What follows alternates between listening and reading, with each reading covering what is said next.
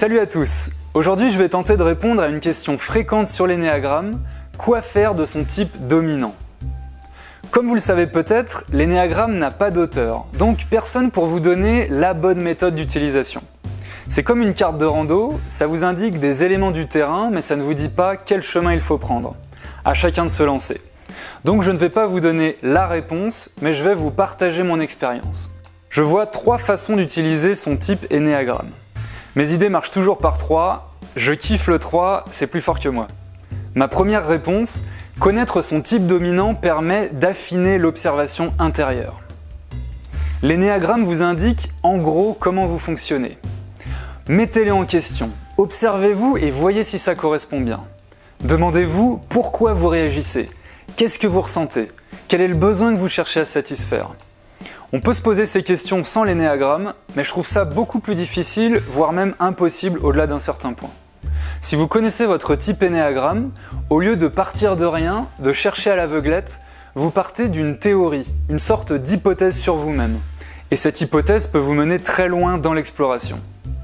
Entre parenthèses, l'observation intérieure permet non seulement de mieux se connaître, mais aussi de se détendre. J'ai écrit un article sur ce sujet. Regarde en dessous. Personnellement, ça fait longtemps que je me demande comment je fonctionne. J'avais trouvé de vagues éléments de réponse, mais ça plafonnait. Quand j'ai découvert mon type dominant, j'ai eu l'impression de faire un énorme bond en avant. Comme si j'avais enfin trouvé un plan du labyrinthe et le bouton pour allumer la lumière. Et j'ai pu ensuite explorer des parties de moi que j'ignorais complètement, comme par exemple mon besoin de cohésion. Votre type énéagramme agit comme une sorte de miroir qui vous permet de dialoguer avec vous-même, vous rencontrer, faire connaissance avec votre personnalité. Cette démarche est une véritable aventure. Elle peut être déstabilisante, comme toute rencontre intime, mais elle ouvre tout un monde d'exploration. Deuxième réponse: connaître son type dominant permet d'élargir sa personnalité.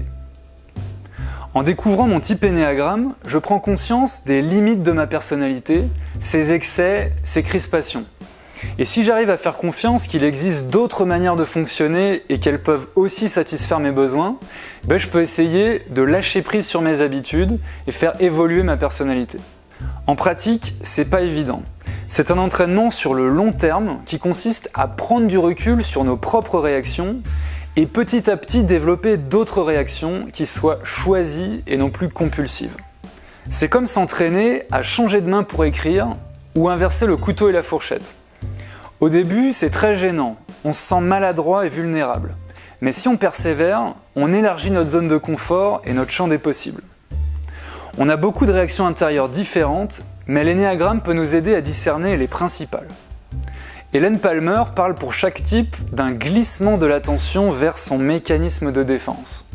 Exemple, un 3 qui glisse dans la confusion entre lui-même et l'image qu'il veut donner. Ou un 4 qui glisse dans la culpabilité de ne pas être assez bien. Ou encore un 9 dont les sensations corporelles s'évanouissent par asphyxie.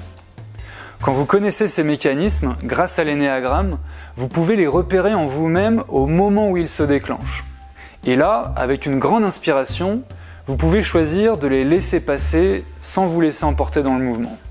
Et comme l'énéagramme vous indique aussi d'autres fonctionnements que le vôtre, vous pouvez vous en inspirer pour essayer d'autres façons de réagir. Bien sûr, tout ça est à prévoir un peu à l'avance quand vous avez toute votre tête. Attention toutefois dans cette démarche, ne forcez pas trop votre personnalité. Sinon, elle résiste et elle se replie sur elle-même encore plus fort qu'avant. C'est comme pour les addictions, si vous vous forcez à arrêter sans renforcer l'estime de soi et les motivations alternatives, vous risquez fort de prendre un retour de bâton. Mais la personnalité fonctionne beaucoup comme les addictions. C'est ce qui m'amène à la troisième réponse: connaître son type dominant permet de se mettre en valeur. Les auteurs et les formateurs énéagramme, en général, parlent beaucoup des défauts de chaque type et du besoin de les désamorcer. Ok, ça compte, mais c'est pas très bon pour l'estime de soi. Et comme nous l'indique Will Schutz dans son modèle L'élément humain, sans estime de soi, le développement est impossible. Personnellement, je considère les défauts comme des talents excessifs ou inadaptés. Prenez une tendance du type 1 qui peut être assez pénible. La tendance à moraliser ou dire à tout le monde ce qu'il devrait faire. Derrière ce comportement agressif, il y a un talent naturel. Celui de sentir comment les choses fonctionnent et de repérer ce qui pourrait être mieux ajusté.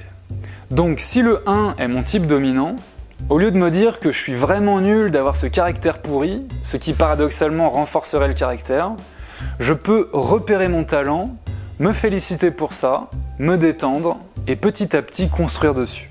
Ces talents de personnalité ont tendance à s'imposer à nous-mêmes et aux autres comme des réactions vitales. Si je corrige pas tout le monde, ça part en n'importe quoi.